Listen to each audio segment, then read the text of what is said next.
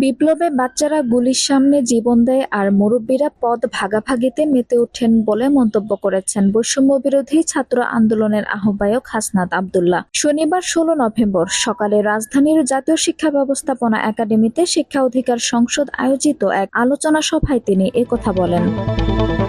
হাসনাত আব্দুল্লাহ বলেন, বাচ্চারা গুলির সামনে জীবন দেয় আর বিপ্লবের পর মুরব্বীরা পদ ভাগাভাগি করেন। ছাত্র জনতার অভ্যুত্থানে প্রধানমন্ত্রী পদ থেকে ক্ষমতাচ্যুত শেখ হাসিনার সামনে প্রতিটি প্রশ্নের বিনিময়ে বুদ্ধিজীবীরা সুবিধা নিতেন বলেও অভিযোগ করেন হাসনাত আব্দুল্লাহ।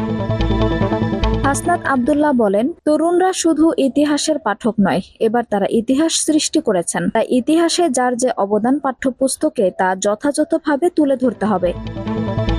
পাঠ্যপুস্তকে মুক্তিযুদ্ধ সহ জাতীয় অর্জনকে একজনের একক অবদান হিসেবে তুলে ধরার অপপ্রয়াস থেকে সরে আসার আহ্বান জানান তিনি। এ নিয়ে হাসনাত আব্দুল্লাহ বলেন, পাঠ্যপুস্তকে শেখ মুজিবুর রহমান ও তার পরিবারের অতিরঞ্জিত প্রশংসার ফলে তার প্রতি বিরক্তির উদ্রেক হয়েছে। বিপ্লবে বাচ্চারা গুলির সামনে জীবন দেয় আর মুরব্বীরা পদ ভাগাভাগিতে মেতে ওঠেন বলে মন্তব্য করেছেন বৈষম্যবিরোধী ছাত্র আন্দোলনের আহ্বায়ক হাসনাত আব্দুল্লাহ। শনিবার ১৬ নভেম্বর সকালে রাজধানীর জাতীয় শিক্ষা ব্যবস্থাপনা একাডেমিতে শিক্ষা অধিকার সংসদ আয়োজিত এক আলোচনা সভায় তিনি একথা বলেন।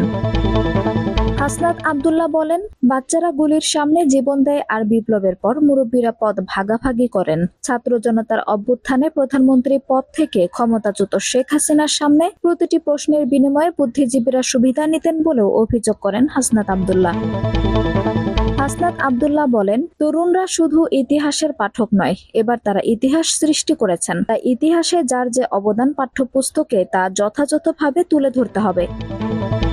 পাঠ্যপুস্তকে মুক্তিযুদ্ধ সহ জাতীয় অর্জনকে একজনের একক অবদান হিসেবে তুলে ধরার অপপ্রয়াস থেকে সরে আসার আহ্বান জানান তিনি। এ নিয়ে হাসনাত আব্দুল্লাহ বলেন, পাঠ্যপুস্তকে শেখ মুজিবুর রহমান ও তার পরিবারের অতিরঞ্জিত প্রশংসার ফলে তার প্রতি বিরক্তির উদ্রেক হয়েছে। আঞ্জুম হক আরবি, টাইম নিউজ ডেস্ক।